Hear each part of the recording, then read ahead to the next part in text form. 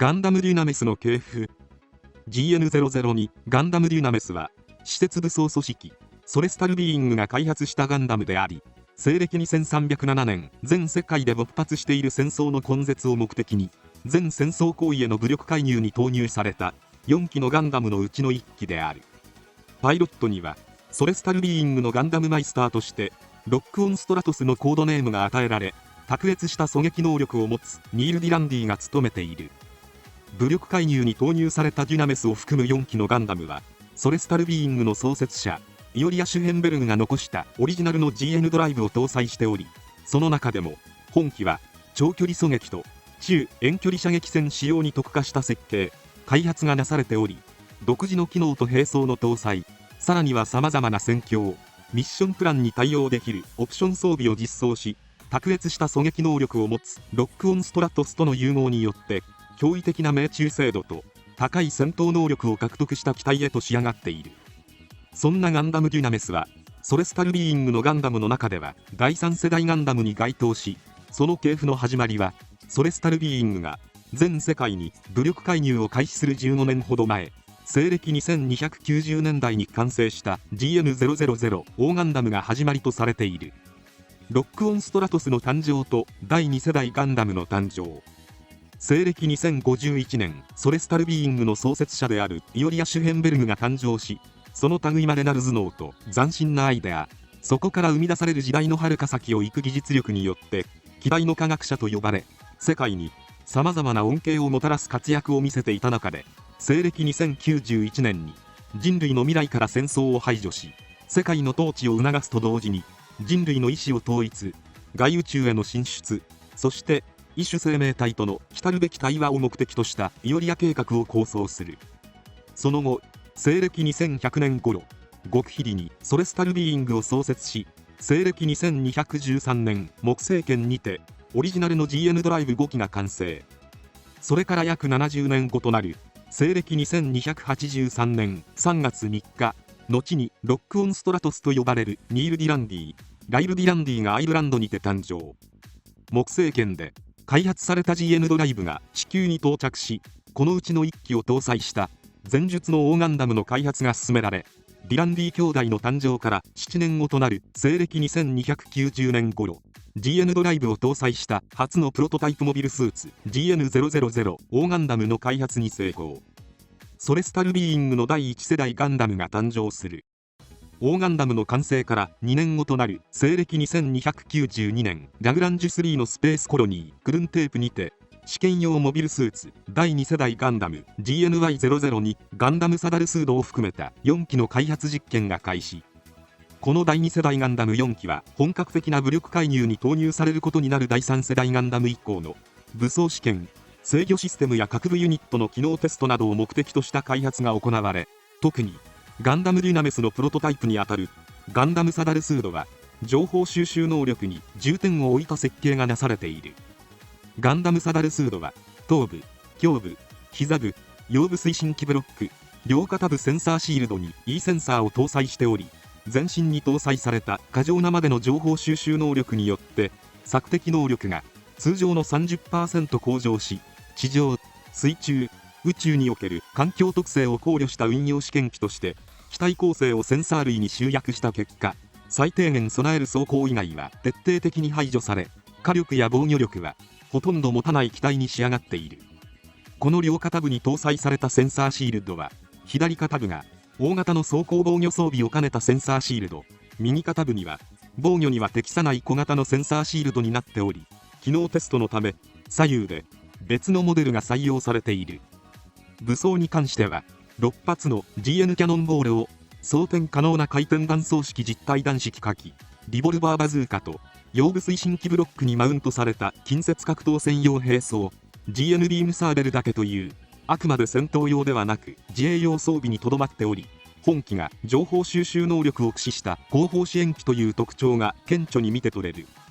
これらの仕様からも長距離狙撃と中遠距離射撃戦使用に特化したガンダムデュナメスのプロトタイプとは思えない構成を成しているが、機体構造や頭部のヘッドセンサー、両肩部には大型シールドやセンサーシールドなどを強化させるために採用された独立可動機部、腰部に搭載された GN ビームサーベルマウント型推進機ブロックなど、第3世代ガンダムの中でも索敵高精度カメラアイを駆使した長距離狙撃による後方支援を可能にしたデュナメスが、サダルスードの基本構造とセンサー技術を継承していることがわかる。サダルスードのガンダムマイスターには、量子型演算処理システムベーダが作り出したデータ上の人格花代が務めている。また背部には3つのスラスターを中心にした3スラスター型ドライブを採用。後に第3世代ガンダムではコーン型スラスターが採用され、サダルスードで得られたセンサーデータ、水中運用などの環境適応能力は他の第3世代ガンダムにも反映されている。サダルスードの開発から5年後となる西暦2297年、中東に位置する小国クルジス共和国に存在していた反政府組織 KPSA のリーダーアリ・アルサーシェス主導で実行された自爆テロによってディランディ兄弟の家族が犠牲となる。西暦2301年、ソレスタルビーイングが武力介入のテストのためクルジス共和国の内戦にオーガンダムを投入し、後のガンダムエクシアのマイスターとなるソラン・イブラヒム、コードネームセツナ F セイエイと開校。翌年の西暦2302年にソレスタルビーイングが極秘裏にガンダムマイスターの選定とスカウト活動を開始し、 KPSA の自爆テロによって家族を失ったディランディ兄弟の兄ニール・ディランディが紛争根絶を目指すソレスタルビーイングの理念に賛同し、大切な人を理不尽な暴力によって失われる歪んだ世界を変革させるため、弟のライルが平和に暮らしていけるテロのない世界を作るためソレスタルビーイングの加入を決意。コードネームロックオンストラトスの名を与えられたガンダムマイスターが誕生することになる。 GN00 にガンダムデュナメスの誕生。西暦2300年代初頭、前述の通りガンダムサダルスードをはじめとする第2世代ガンダムの実戦データと設計データをもとに開発が進められ、試作と運用試験を繰り返し、オーガンダムが試験的に武力介入を行った時期、つまりオーガンダムとセツナが初めて開校した時期と同時期にガンダムデュナメスを含めた4機のガンダムがロールアウトを果たす。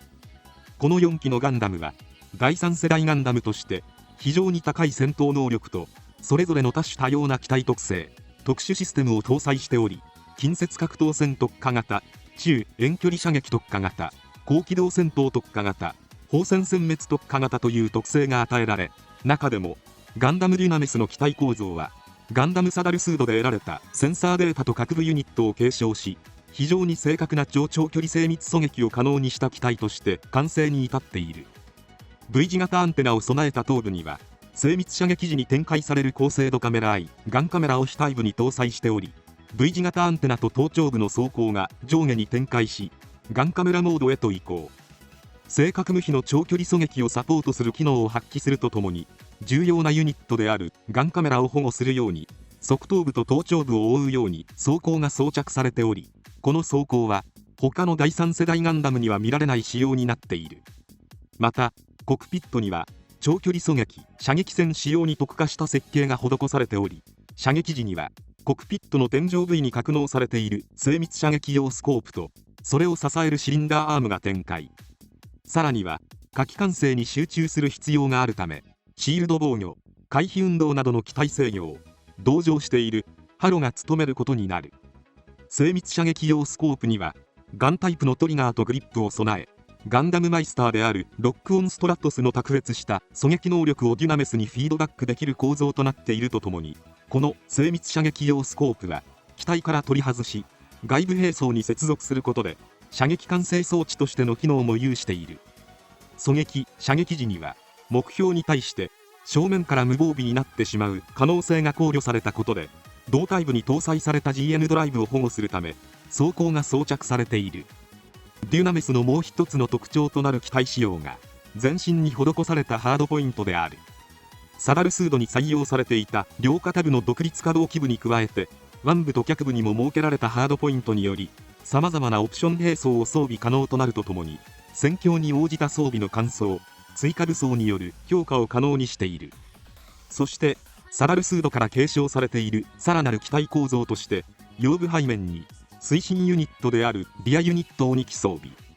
GN バーニアとしての役割を担うこの装備はユニット自体が可動式となっており、重力下での優れた機動性能に加え、狙撃時には姿勢制御を可能にする安定装置としての機能も有するなど、第3世代ガンダムの中でも特殊な装備、独自の機体構造で構成される機体に仕上がっている。ガンダムデュナメスの武装。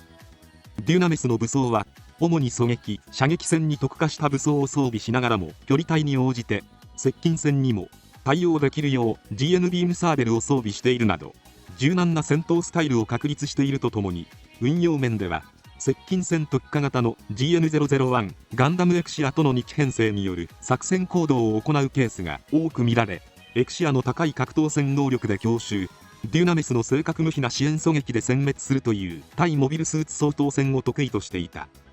デュナメスのメインウェポンとなる GN スナイパーライフルは高威力かつ長射程を誇る大型 GN ビームライフルであり、連射性能は低いが、片腕のみでのライフルモードから重心下部に搭載されたバイポッドやセンサースコープを駆使し、頭部のガンカメラと連動させた長距離狙撃による運用を可能にするとともに、非使用時には右肩部のハードポイントにマウントされている。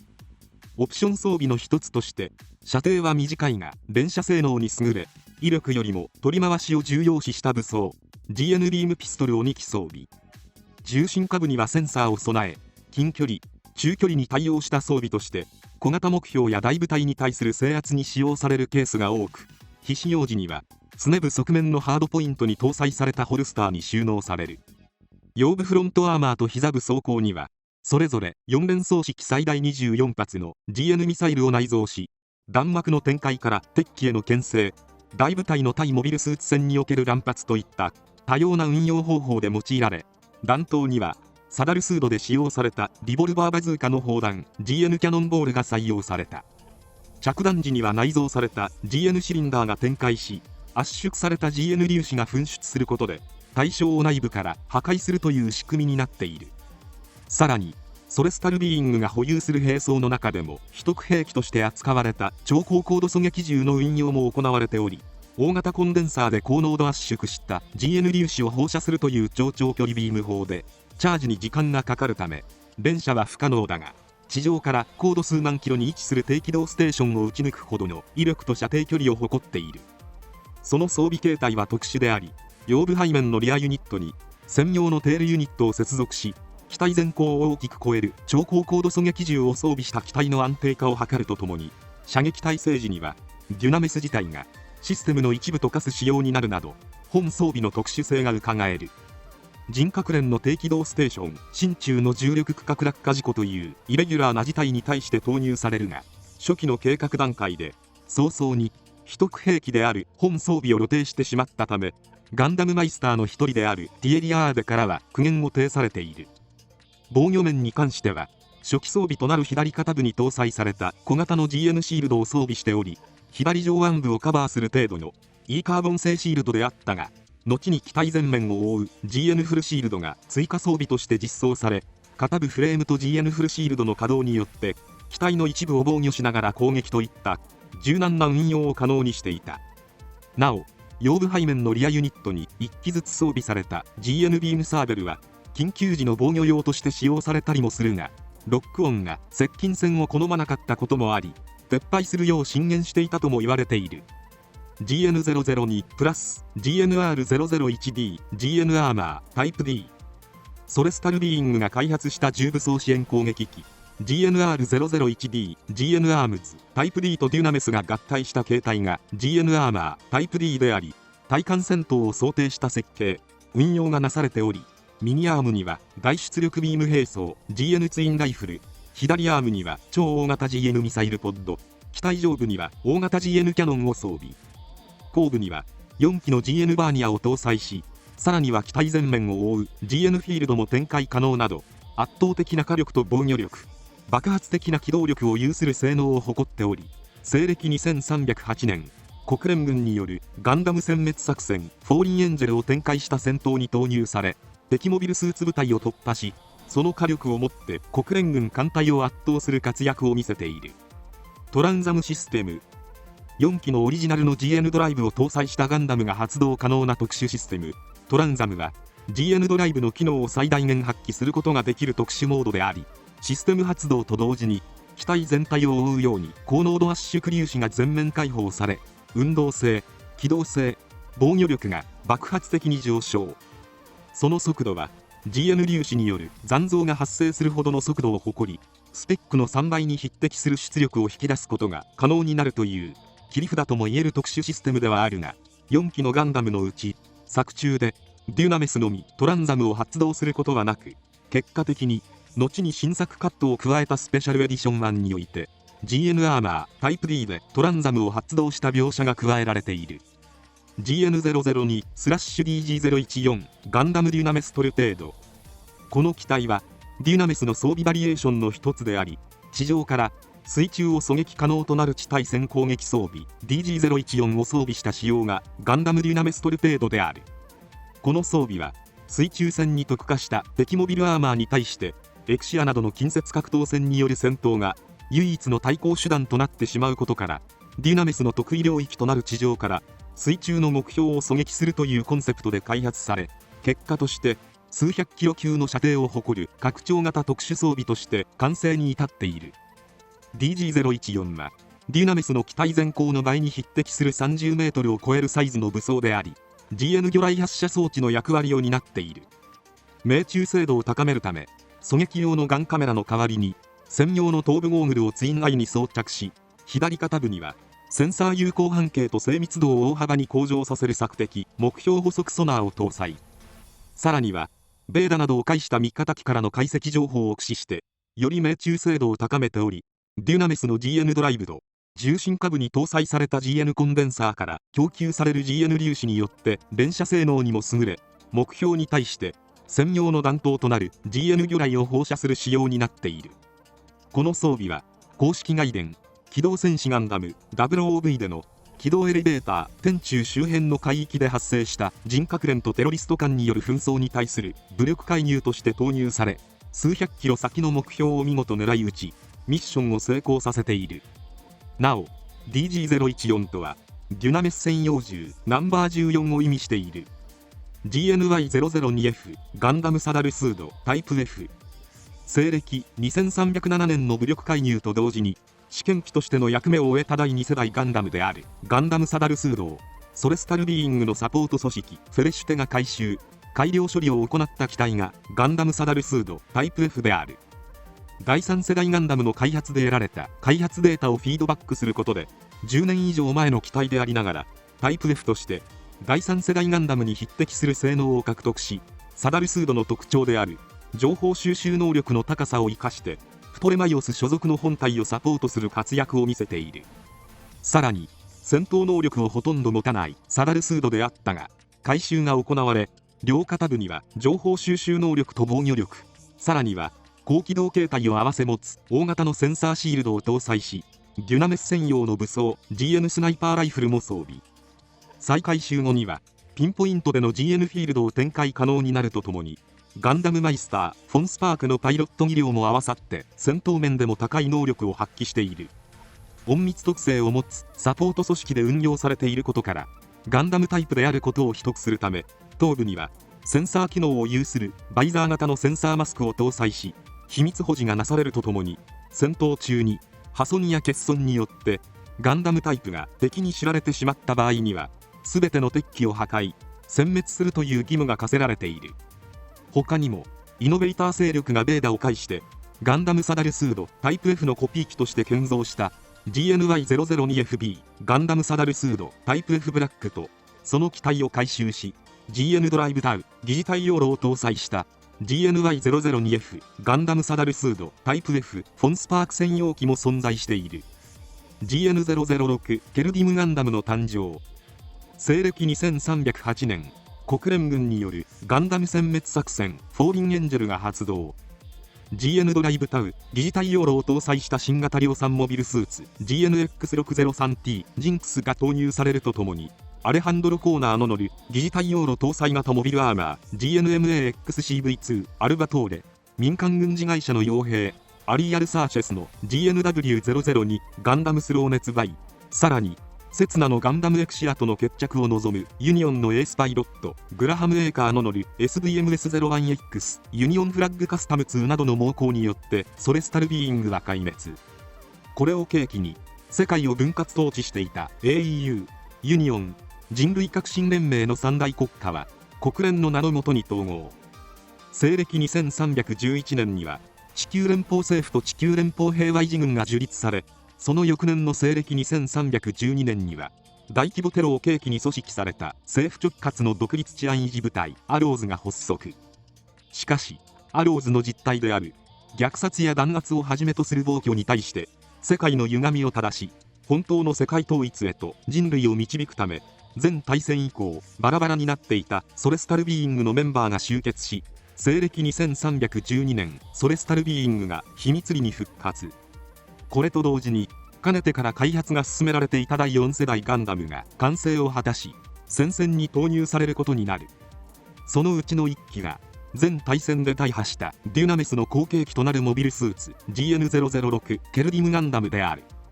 第4世代ガンダムという括りではあるものの、次世代の設計思想、新技術が取り入れられている機体は GN000000 ガンダムのみであり、ケルディムを含む他の3機はソレスタルビーイングの資金難や人員不足によって前進機となる第3世代ガンダムをベースに機体の基本性能の底上げが図られた第 3.5 世代ガンダムという位置づけとされている。第4世代、第 3.5 世代ガンダムの特徴としてトランザムの使用を前提とした設計がなされており、欠点となるトランザム発動後の戦闘不能を避けるため一定の機体性能低下は免れないものの、任意のタイミングでトランザムの発動と停止を選択できる仕様であるとともに、それぞれの機体特性に合わせた戦闘能力向上が可能になっている。ケルディムはこの新機能を利用して GN コンデンサー内に残ったわずかな GN 粒子で1秒限りのトランザム発動によるカウンターを繰り出したことから、俗に言うワンセコンドトランザムを成功させた機体でもある。そしてケルディムのガンダムマイスターにはデュナメスのマイスターを務めたニール・ディランディの弟であるライル・ディランディに引き継がれ、ロックオン・ストラトスのコードネームも継承されている。ケルディムガンダムの性能。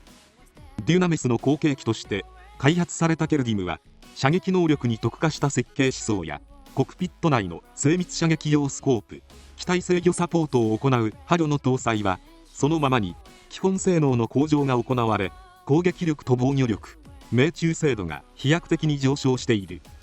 頭部の額部には精密射撃用の頭部センサーユニットを搭載。皮脂用時にはクリスタルカバーによって保護されており、精密射撃を行う際に上部に展開し、正確無比な精密射撃をサポートする機能を有している。さらにバックパックにはトランザム発動時にのみ展開可能となる照準用フォロスクリーンを搭載。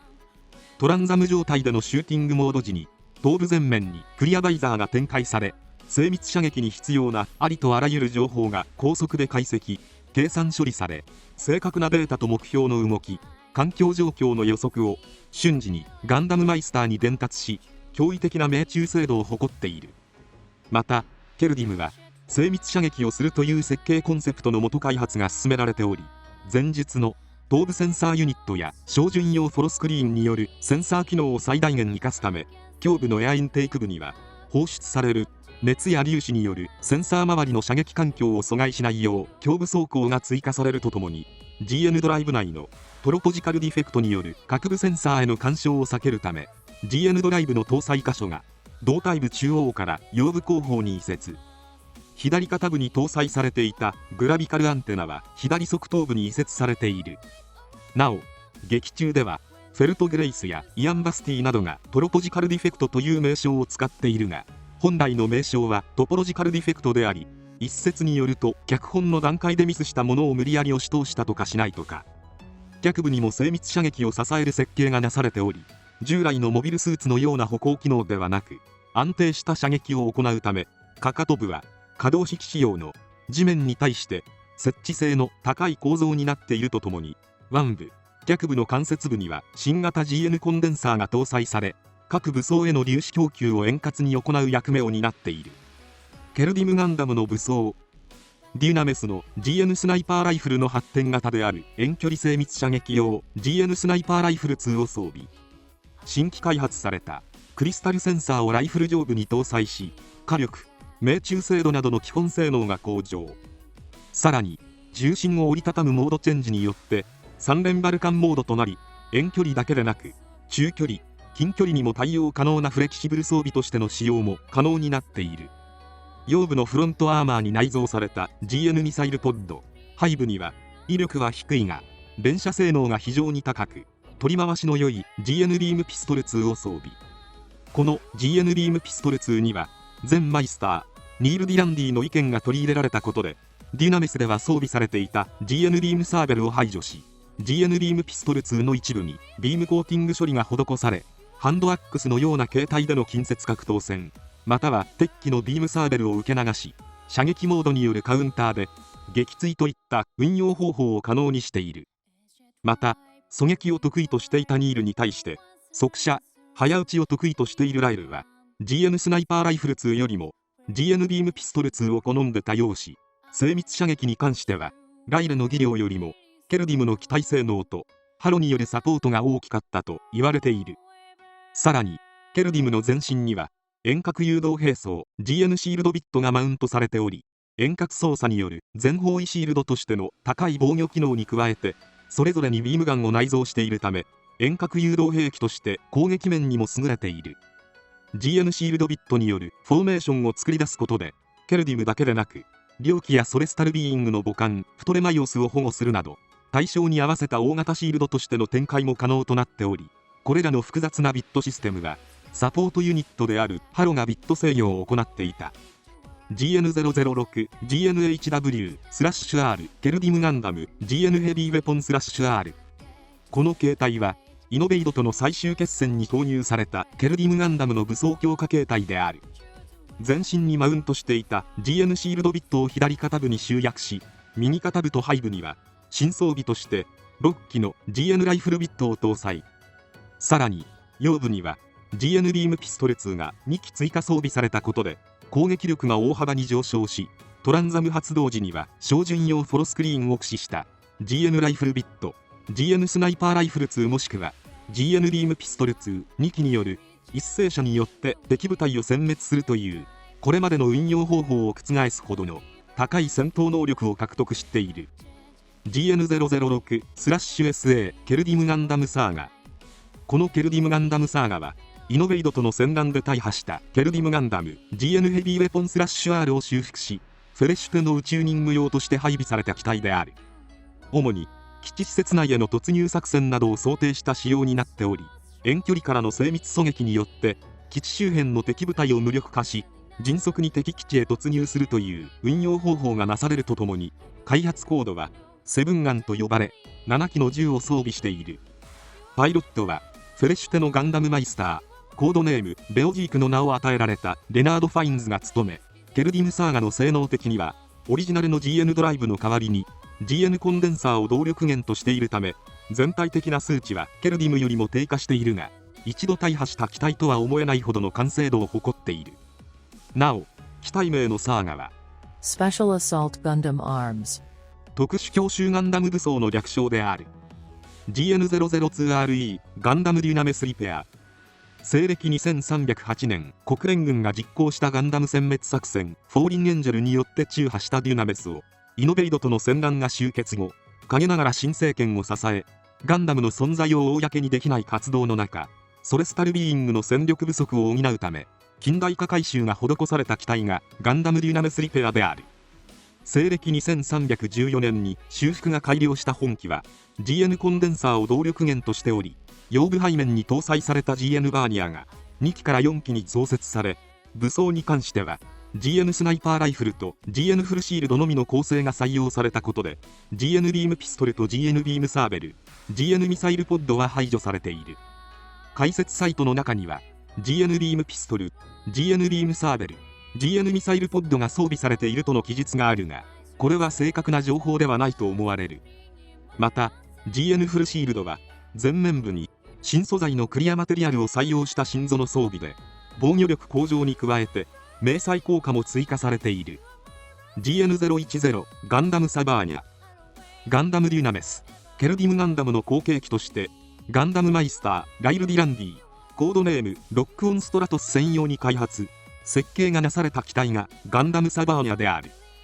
デュナメス、ケルディム同様、狙撃専用に加えてライルの得意とする早撃ちに特化した設計がなされており、これまで培ってきた技術や特性といったノウハウが全て集約されるとともに、第5世代ガンダムとして非常に高い性能を誇っている。早撃ち狙撃専用の機体でありながら、他の追随を許さない火力によって敵を殲滅もしくは消滅させるほどの武装を全身に装備しており、まさに動く武器庫としての異名通りの活躍を見せる。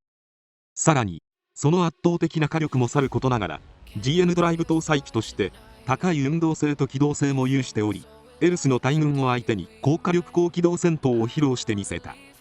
近接格闘専用の装備は GN ピストルビットの重心の下部にマウントされたソードのみで、後述する GN ミサイルポッド以外それぞれがビットとして遠隔誘導兵器としての機能を有しているとともに、ミッションやその場の状況によって装備数を変えることができるなど、汎用性にも長けた機体に仕上がっている。このように複数の武装を遠隔誘導兵器として同時に操作使用することで高火力を実現させているが、その反面操縦系統は非常に複雑化しており、メインパイロットであるロックオンストラトスをサポートするためにオレンジ色のハロに加えて青色のハロを2機同乗させている。コクピット内はガンダムデュナメスケルディムガンダムに採用されていた精密射撃の精度を高めるための精密射撃用スコープが左右の操縦桿にトリガー型のコントローラーとして設置され、通常戦闘時から精度の高い射撃を繰り出すことが可能になっている。さらに精密射撃を複数の敵に対して同時に行うため、頭部に内蔵されているガンカメラと同様のカメラが肩部と脚部に搭載されており、マルチロックオンを可能にすることによって狙い撃つよりも乱れ撃つことに重きを置いている。これらのセンサー機能の精度や機能は他のガンダムよりも優れているが、装甲が薄い分敵機からの攻撃に対して弱点となるため、通常時はカバーによって守られており、必要に応じて展開される仕組みになっている。ガンダムサバーニャ最終決戦仕様。エルスとの最終決戦時に後述する GN ホルスタービットを4機に加えて GN ライフルビット2を2丁創設し、火力をできる限り大幅に増強した形態。背部にはバックパックを増設するとともに、肩部には GN ホルスタービットを備える剣火アームがマウントされており、立体的な稼働が可能になっている。ガンダムサバーニャの武装。 GN ホルスタービットケルディムガンダムの GN シールドビットを発展させた武装。通常時は腰部の剣火アームに左右5機ずつマウントされており、合計で10機の GN ホルスタービットを装備している。その名の通りビットとして遠隔誘導可能となっており、さらにはホルスターとして GN ライフルビット2を格納可能になっている。シールドとしての機能も有しており、2機を連結させることで遠隔誘導防御壁として形成することができる。最終決戦仕様ではそれぞれの GN ホルスタービットがひし形を形成し、中央部に粒子フィールドを出現させ、 GN ライフルビット2との同時発射によって超高出力の粒子ビームを繰り出すことができる。その威力は一撃でエルスの大軍を殲滅させる威力を誇る。 GN ピストルビット GN ビームピストルの発展型装備。 GN ホルスタービット内にライフルパーツとともに格納されており、重心の下部には近接格闘専用のソードがマウントされている。マニュピュレーターで保持し、ピストルモードで使用できるほか、ビットとして遠隔誘導兵器として使用も可能。 GN ライフルビット2。前述の GN ピストルビットの先端にライフルパーツを接続することで完成する武装。 GN ホルスタービットに格納されており、使用する際 GN ピストルビットか GN ライフルビット2かを選択することができ、この装備も遠隔誘導兵器として使用可能となる。 GN ピストルビットよりも連射性能は落ちるが、遠距離精密射撃の威力と精度が格段に上昇するとともに、最終決戦仕様では全14機の GN ライフルビット2による一斉射撃によって多数のエルスを殲滅してみせた。 GN ミサイルポッド。機体各部にマウントされている GN 粒子搭載型のミサイルポッド。精密射撃や遠隔誘導の機能は持ち合わせていないが、敵の攻撃を迎撃、弾幕としての使用や多数の目標の撃滅に特化した武装。命中すると内蔵された粒子が一気に吹き出し、ターゲットの内側から破壊する仕様になっている。トランザムシステム。機体各部の GN コンデンサー内に蓄積された高濃度圧縮粒子を機体前面に解放することで発動し、機体性能を通常の3倍以上に上昇させる特殊システム。ガンダムサバーニャ最終決戦仕様が発動したトランザムでは、マルチロックオンによって多数のエルスをロックオンし、直上から GN ライフルビットや GN ミサイルポッドによる粒子ビームとミサイルの雨によって殲滅するという威力を発揮した。 GN002RE3 ガンダムデュナメスリペア3。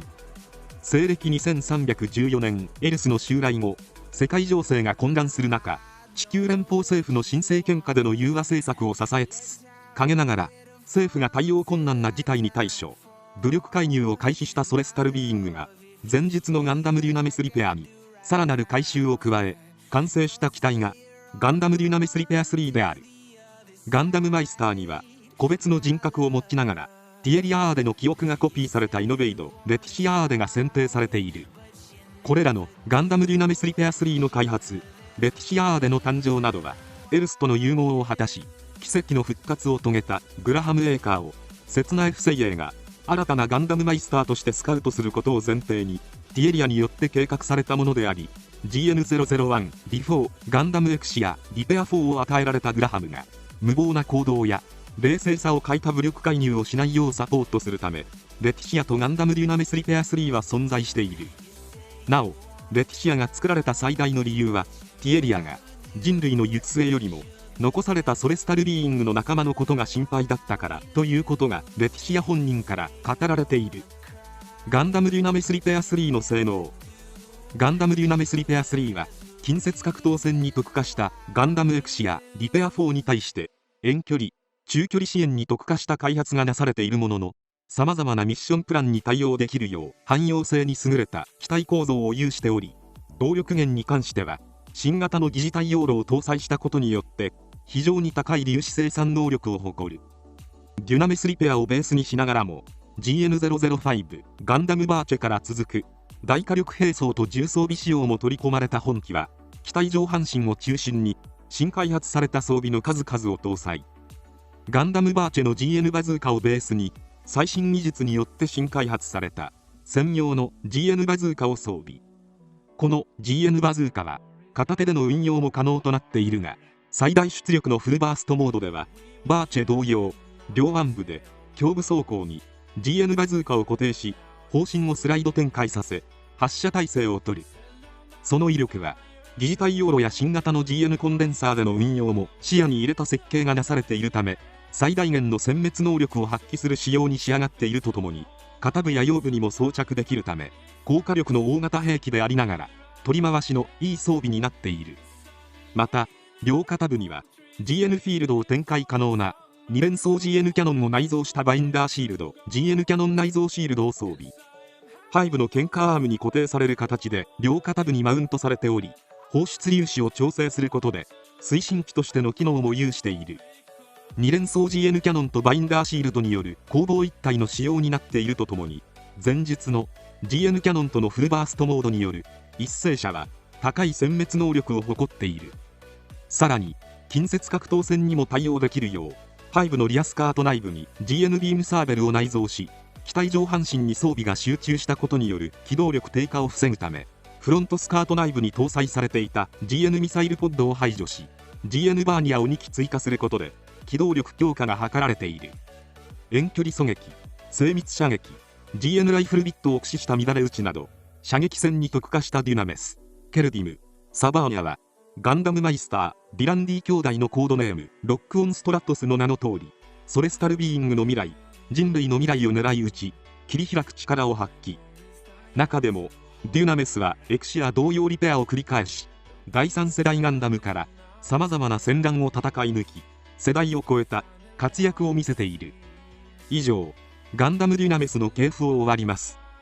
最後まで動画をご視聴いただきありがとうございました。チャンネル登録、高評価よろしくお願いします。